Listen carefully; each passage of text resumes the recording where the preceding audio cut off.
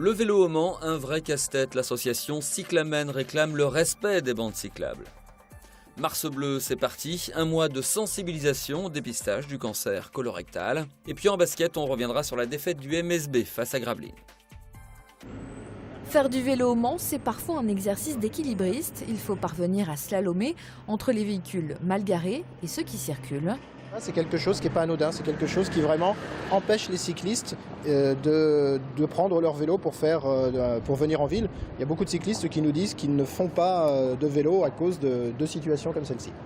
Et pour faire évoluer les mentalités, la Fédération française des usagers de la bicyclette lance une semaine de respect des cyclistes.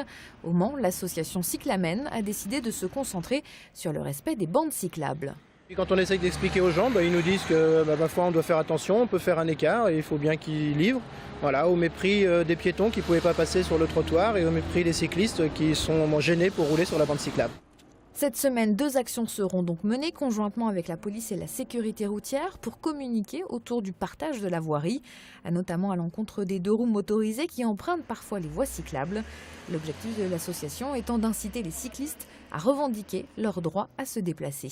C'est le genre de rue typique où il y a 2 voies voitures et pour les cyclistes, il faut prendre sa place tout simplement. C'est pas parce qu'il n'y a pas de bande cyclable qu'il faut ne pas la prendre. Il faut surtout ne pas rouler trop près des voitures. Il faut au moins être à 1 mètre facile des voitures. Ne pas coller les voitures en stationnement par crainte de prendre une portière qui s'ouvrirait. Et puis prendre sa place. Nous, on essaye avec notre fédération de faire en sorte que le code de la route soit changé en code de la rue. Et le code de la rue dit que la rue doit être partagée par tout le monde et tous les modes de transport doivent avoir leur place. Et un vélo qui doit circuler dans cette rue-là doit prendre sa place. Cette opération de communication doit durer 2 jours. Ensuite, jeudi, les forces de l'ordre verbaliseront les situations de non-respect des cyclistes en ville. Dès ce lundi soir et pour la 3e année consécutive, le tunnel Wilbur Wright au Mans sera éclairé en bleu, ce qui lance l'opération Mars bleu pour sensibiliser au dépistage du cancer colorectal. Ce qu'il faut en retenir en 3 questions. Qu'est-ce que le dépistage organisé ? Le GEMS envoie des invitations à la population sartoise de 50 à 74 ans pour aller chercher chez leur médecin traitant un test de dépistage qui s'appelle le test Hémocul.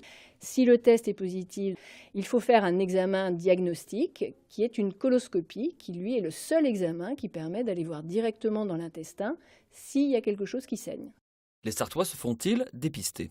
Le taux de participation est de 39,9. Donc on est loin des taux espérés de 45% pour avoir un réel impact sur la mortalité par cancer colorectal. Le test est un test à faire chez soi et consiste à aller prélever un petit échantillon de sel. Donc c'est vrai que ça nécessite une manipulation un tout petit peu de la matière fécale, ce qui reste un tabou pour un certain nombre de personnes. Il faut le reconnaître, et notamment chez les hommes.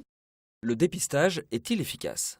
Un dépistage précoce permet de trouver des polypes, et les polypes à risque sont des adénomes, dès qu'ils sont sur une taille supérieure à 1 cm, ont un fort risque de devenir un cancer. Si ces polypes sont dépistés à temps et retirés à l'occasion d'une coloscopie, les chances de guérison sont de l'ordre de 95% pour les cancers dits de stade précoce, stade 0 et 1. Donc c'est vrai que les gens ont une réticence vis-à-vis de ce dépistage, mais ils ont tout intérêt à le faire et on tire un vrai bénéfice si le polype est retiré à temps, bien sûr.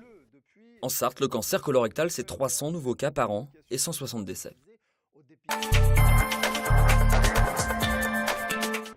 On connaît désormais le nom des 6 stations de la 2e ligne de tram, implantées entre la préfecture et le quartier de Bellevue.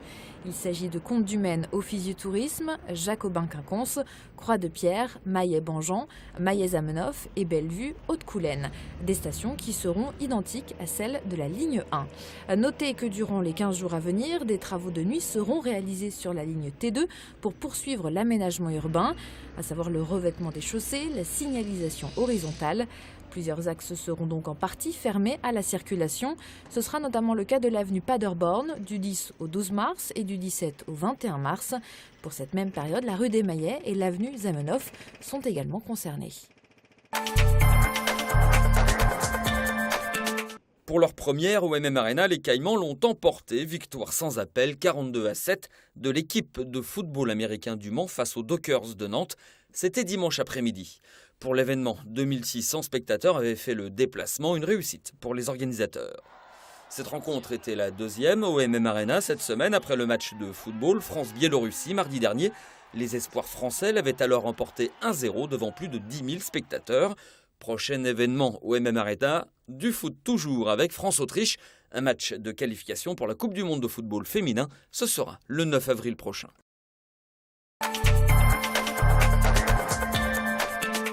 C'était carnaval au Sportica, la salle de Gravelines, samedi. Un carnaval pour les nordistes et le fond du trou pour le MSB. Pourtant, le BCM entame le match bien discrètement, impressionné qu'il est par le leader du championnat. À la 12e, les Sartois mènent de 8 points, 14-22. Mais le leader avait des pieds d'argile ce week-end. Il résiste mal aux attaques du BCM emmené par Jonathan Roussel et Juby Johnson. Gravelines joue comme jamais encore cette saison et dépasse Le Mans à la pause 40-37. Je suis fier de mon équipe parce qu'on a su relever la tête à un moment donné. C'est plus dur de relever la tête quand on est dans le trou que quand on commence de zéro. On a appliqué les choses et après, on peut rater, on peut avoir un mauvais pourcentage, mais on sera plus proche de la victoire qu'autre chose. Le MSB fait les frais de la vigueur retrouvée de Gravelines.